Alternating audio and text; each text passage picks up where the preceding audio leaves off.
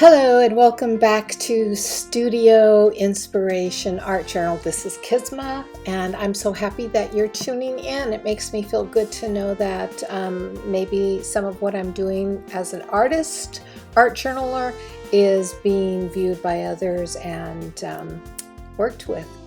We pass it on, right? Today I want to show you a really fun and simple technique using watercolors. I first learned this when I took the 21 Secrets of the Great Outdoors program. A very sweet lady named Tonya Ginny shared it with us, and it's on cairns, which is stacking stones. I used to have a company called Fairy Dance Tours, and I would take sacred pilgrimages to Ireland. I did it for about 15 years, and we'd go out to the cairns, the actual fairy mounds, and go on a sacred pilgrimage and explore and experience and deepen in our own spirituality. So when I saw Tonya's lesson, I thought, oh my gosh, wow, I have these incredible pictures of all the standing stones and lintel stones and decorative stones throughout ancient Ireland, found at many of the megalithic sites, that I knew I could incorporate into this technique. So that's what we're doing today. So let's take a look, shall we?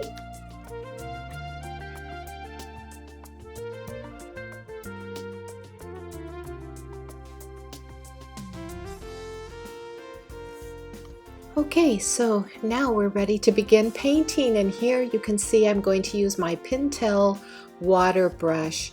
These brushes are so cool that once you use them, you won't want to go back to a regular brush for watercolor. You can see all I'm doing is squeezing the plastic base of the brush that contains water, and look right there, it beads right on the palm of my hand. Isn't that something?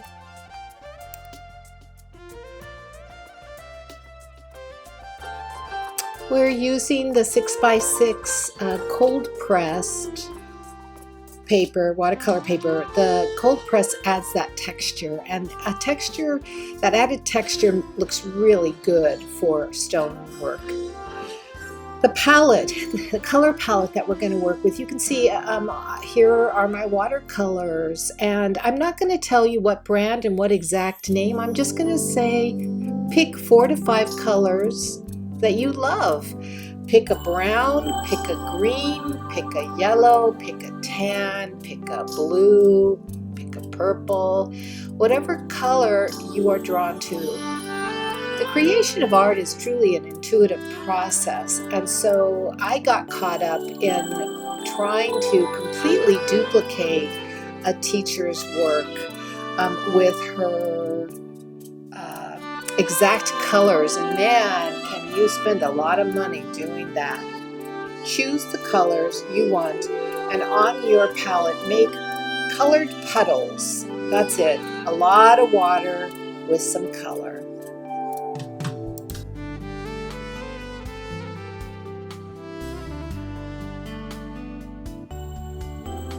One of the other things to consider is mixing a few colors, like the gray here, or using Payne's gray. Now Payne's gray is a color that is really helpful, and a brand that as an artist you do want to have on hand. But use your white to mix shades. Here you can see my little puddles, the colors that I'm going to work with. And now let's begin. So we're going to just get our paper wet. And this is for the first stone, the foundation stone. So squeeze out water. Don't be afraid to get it wet, because you're going to drop that paint into your already wet outline. I'll get a little closer. It's hard to see the wet outline, but you can just barely see it. So drop those your primary color in. This is your primary color, the first color.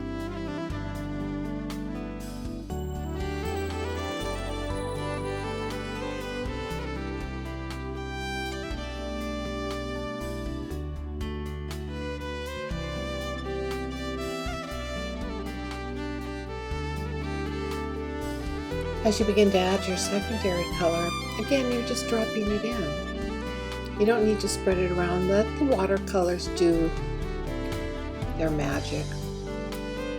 They spread and they blend and create their own beauty. Now, when you go to your next stone, you're going to leave a space for the second stone, and you're painting the third stone now. So you're painting all the odd stones, odd numbered stones. So now we're painting the third stone. And remember, stones are irregular. They don't have to be perfect. The shape doesn't have to be perfect. If you want them to really reflect the natural world, then I would suggest studying some rocks, going out and finding different rocks, maybe making your own real-life cairn, stacking a small one on your desk for you to actually look at while you're painting. But imagination is a great influence of what we paint, and you've seen enough stones in your life.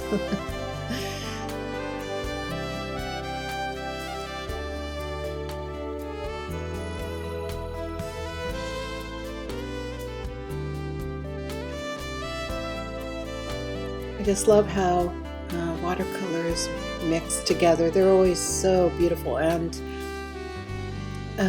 the combination of the blending can give us designs in the surface of our different stones that we can utilize when we do the fine details of the etched designs. Okay, so look at what we're doing. We are now adding our fifth stone, leaving a space between the third and the fifth.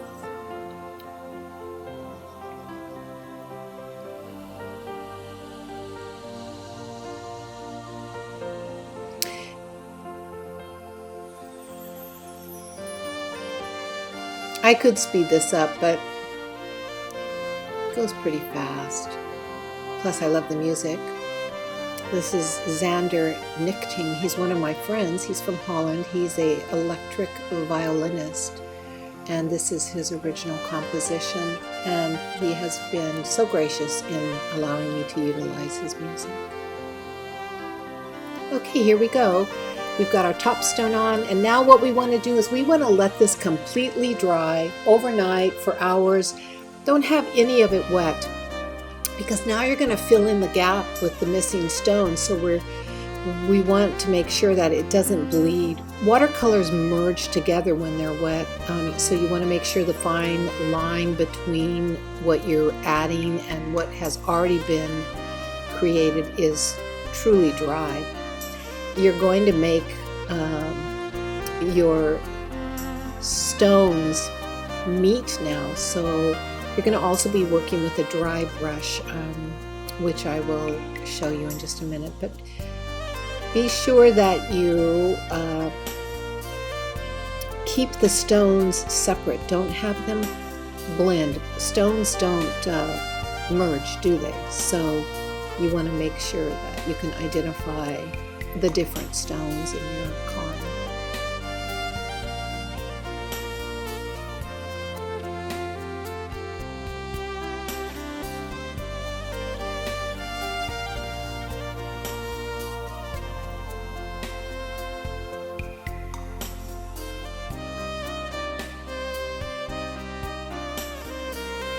I love how easy it is to clean these brushes in between the different groups of paint you work with.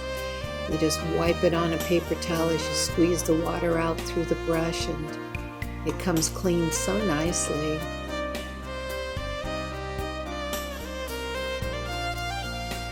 Oops.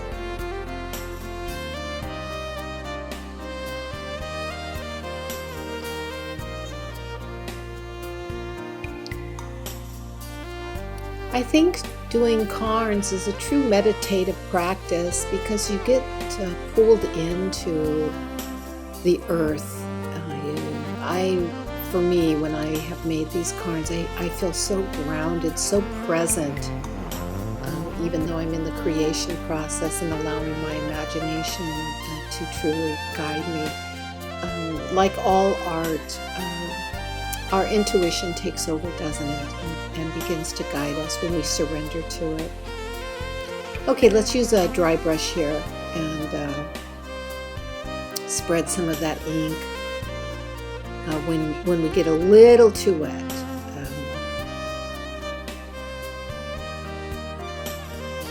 we're controlling our water just a little bit more with the stones in between the first.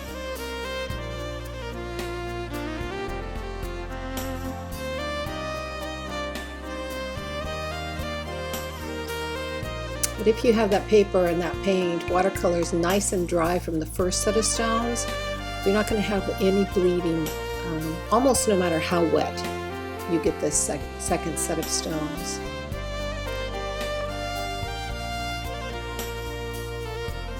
I let mine dry overnight. It's just easier that way. But if you're impatient and a speed artist who has to slap everything together in 15-20 minutes, then go for it and see what comes out for you. All right, now we're going to do our last stone at the very top.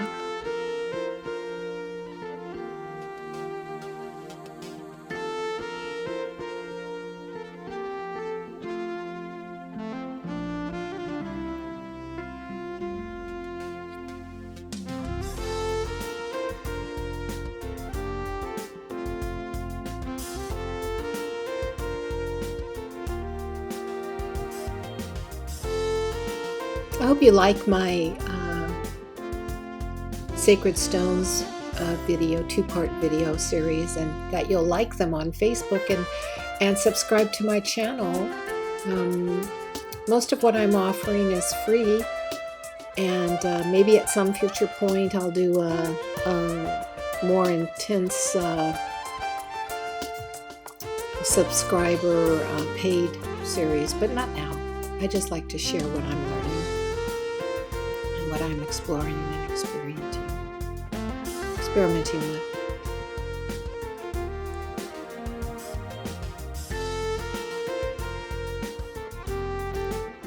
So we're coming to the end of the painting of our stone cairn. So these are our sacred stones.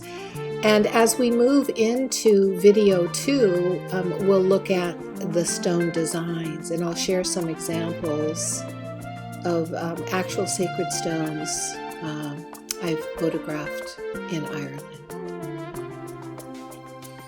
So, thank you very much for watching. Remember, let this dry completely before you work on video 2.